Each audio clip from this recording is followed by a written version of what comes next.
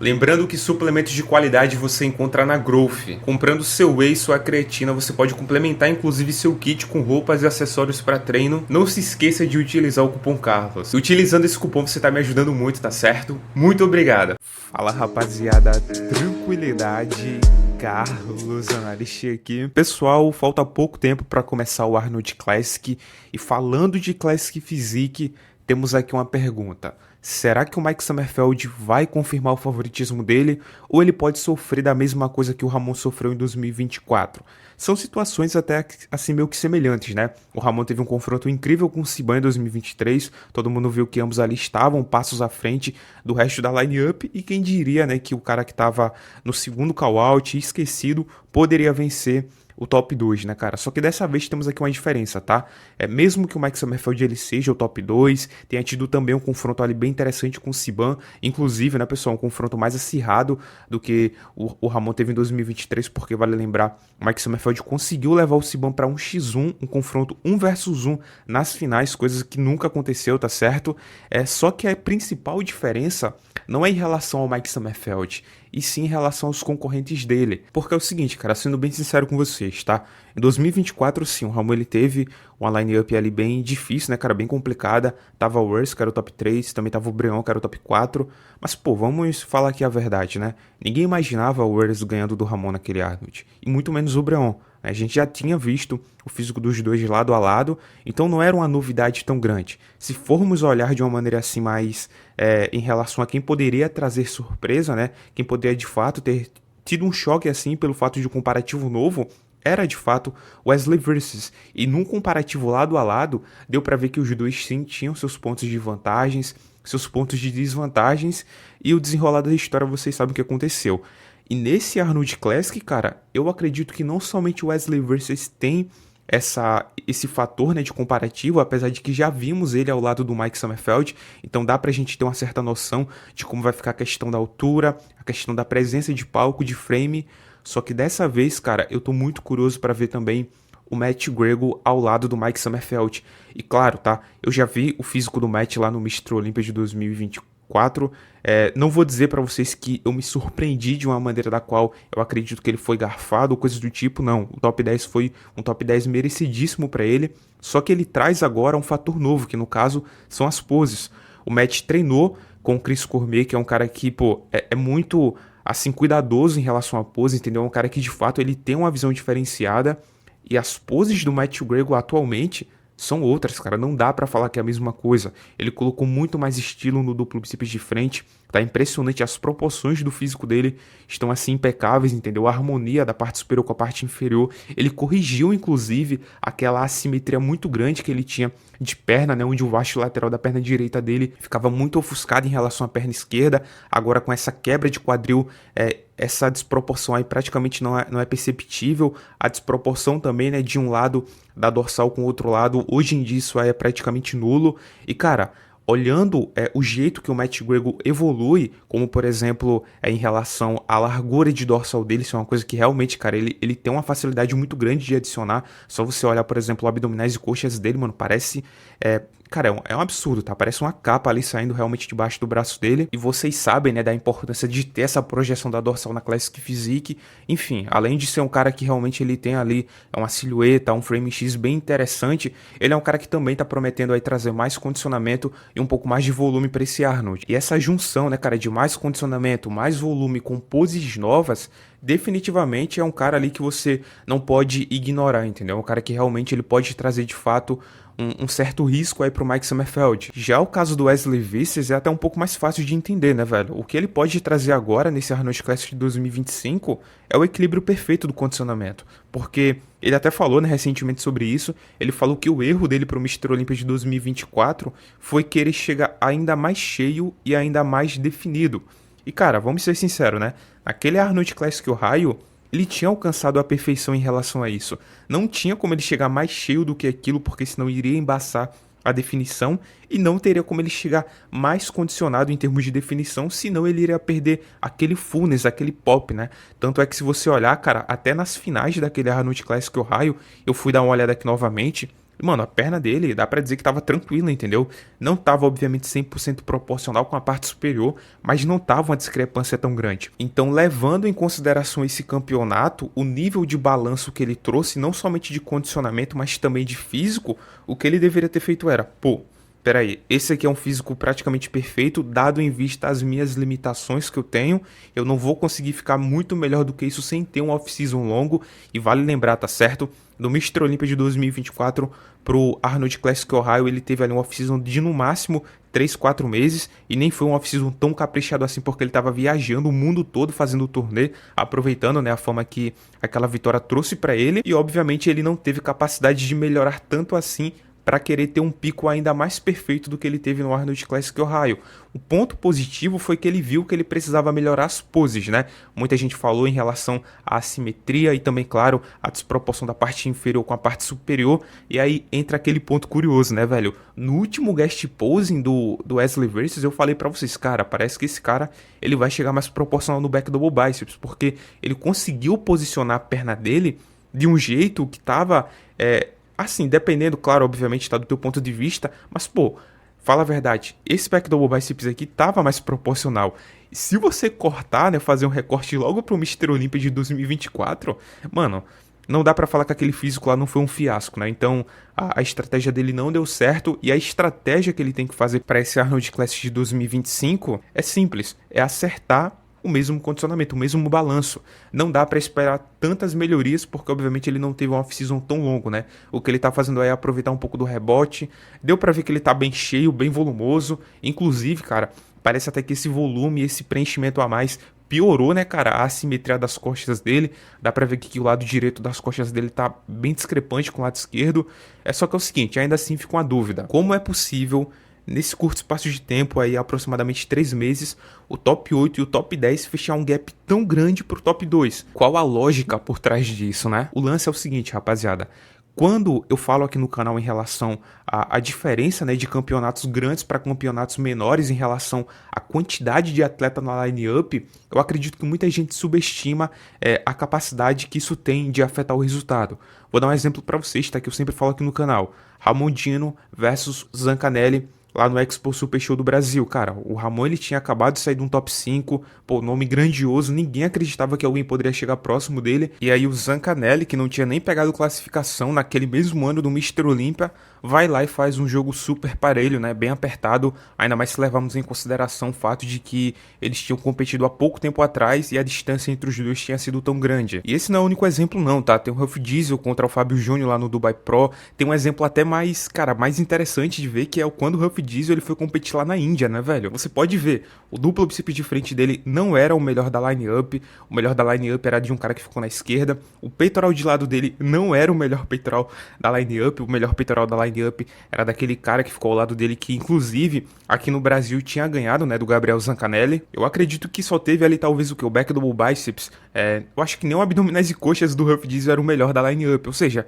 ele não dominou, entendeu, o evento, ele não chegou lá e ganhou de todo mundo em todas as poses. Tem vários motivos, né, do porquê isso acontece. Um deles, obviamente, é porque a Classic Physique é uma categoria com peso limite, então, como cada um tem seu limite de peso, não tem como ter tantas diferenças assim, entendeu? Então, não dá para um cara dominar em volume, condicionamento de uma maneira que a distância seja muito grande. Então, isso faz com que quando os atletas se enfrentam, né, em shows menores, onde dá para ter mais comparação, dá para perceber que a diferença realmente de um top 8 para um top 2 são pequenos detalhes, entendeu? E quando tá um do lado do outro, esses detalhes eles podem fazer mais ou menos importância, e geralmente tendem a fazer menos importâncias. Olha o Wesley, compara o físico dele do Mr. Olympia de 2023, quando ele ficou em 8º lugar, com o físico dele do Arnold Classic Ohio de 2024, quando ele ganhou do Ramon.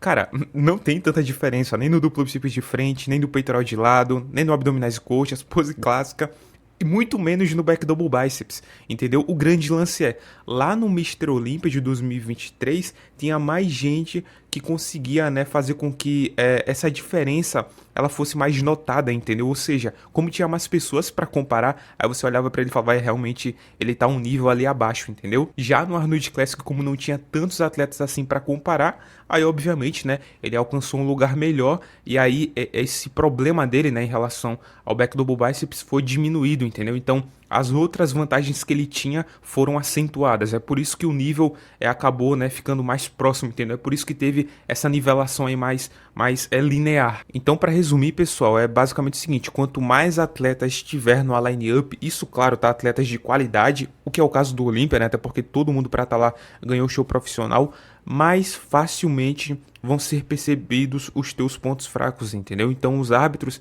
eles só vão colocar os caras no primeiro e no segundo call-out, aqueles que têm menos pontos fracos. Já no line-up mais enxuta, os teus pontos fortes, eles ficam mais evidentes do que os teus pontos fracos, entendeu? Então tu pode ter uma chance de ser comparado com um cara que tu não seria no Mr. Olympia, que foi o caso do Wesley contra o Ramon naquele Arnold Classic Ohio. Então, deduzindo isso, dá pra gente falar então que o Mike Summerfield ele corre um risco muito grande de perder esse Arnold Classic Ohio?